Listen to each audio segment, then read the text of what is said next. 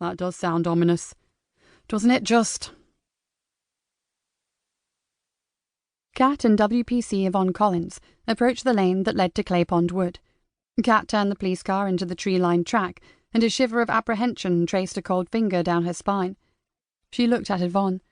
Why build a church in the middle of a wood? Woods aren't exactly two a penny in this part of Lincolnshire, are they? This one's little more than a copse. Still. Yvonne glanced around her. You're right. It certainly does have a spooky feel. Dead bloody right it does, thought Cat. The track ended at a pair of time-worn wrought-iron gates. They reminded Cat of a movie she had seen a few nights before. She half expected to be greeted by a throng of shroud-draped zombies dragging themselves from their desecrated tombs. Instead, she encountered Father Aidan in a pair of combat trousers and a Bart Simpson t-shirt, along with several of his volunteer workforce, all wearing wellies and jeans. Cat parked the Ford in a gravelled area by the church door. Nikki, with Joseph and Dave in tow, came striding towards them from the churchyard's back entrance. The priest and his troops were huddled together beneath St. Augustine's arched doorway, whispering excitedly. Father Aidan stepped forward and extended his hand to Nikki. I'm so glad you're here. We've kept clear of the site, like you said. I've just left Bill Morton over there with the body, just in case. He faltered. I thought it just seemed fitting somehow. The priest looked at Nikki as if he was expecting a rebuke. Cat knew that despite her no-nonsense appearance, Nikki Galena would appreciate exactly what the young father meant. Over time she had come to realize that Nikki was a sensitive woman. She would have readily agreed that the newly discovered corpse should have someone to watch over them. It would be wrong to leave them lying alone and exposed to the world that had rejected them. Nikki nodded to the young priest, and they moved off towards an overgrown area beside a cluster of ancient yew trees near the far wall of the old graveyard. Cat joined her boss, and they gazed down into the shallow grave, at all that was left of some person's life. There wasn't much there. No flesh left, just brownish-yellow bones, and remnants of some unidentifiable material. It was the way the skeleton was positioned that made her shiver. One bony arm was twisted back under the ribcage.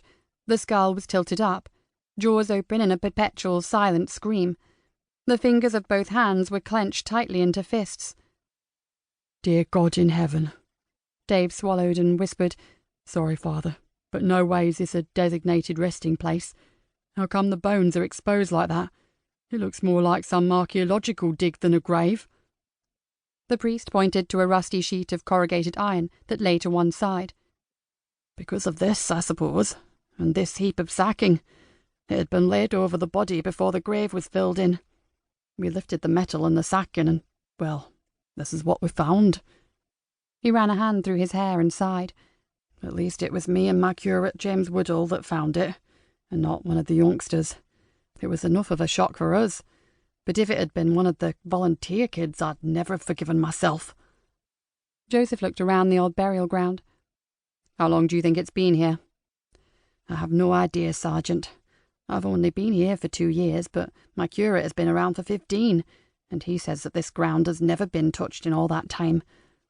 All the newer graves are in the pasture, on the south side of the church. The priest again ran his fingers through his thick thatch of black wavy hair. Must be a habit of his, thought Cat. This graveyard reached its capacity many years ago, but local diocese law states that we have to wait 75 years after the last grave is dug before we can touch the ground. That time is now up, and we obtained a bishop's faculty to begin the work. We are going to place all the headstones in a line around the wall of the churchyard, so that the families, if there are any left, can put flowers if they wish. Then we'll clear the area and plant new shrubs and flower beds. The idea was that it should be a garden of peace, where my parishioners can come and sit. I'm not too sure about that now. This poor soul looks a very long way from resting in peace. Cat silently agreed. She heard the sound of tyres on gravel and looked up. The car drew to a halt, and Professor Rory Wilkinson, the Home Office pathologist, unbent his tall, wiry frame and climbed out. He pulled on a white protective suit and boots, and made his way to the waiting group of police officers. Ah, here we all are, happily destroying every shred of evidence I might have worked with. Rory's eyes twinkled. The line of officers parted, and Rory approached the grave. He looked down. Lovely. Nikki frowned at him and muttered an apology to the priest. Sorry, Father.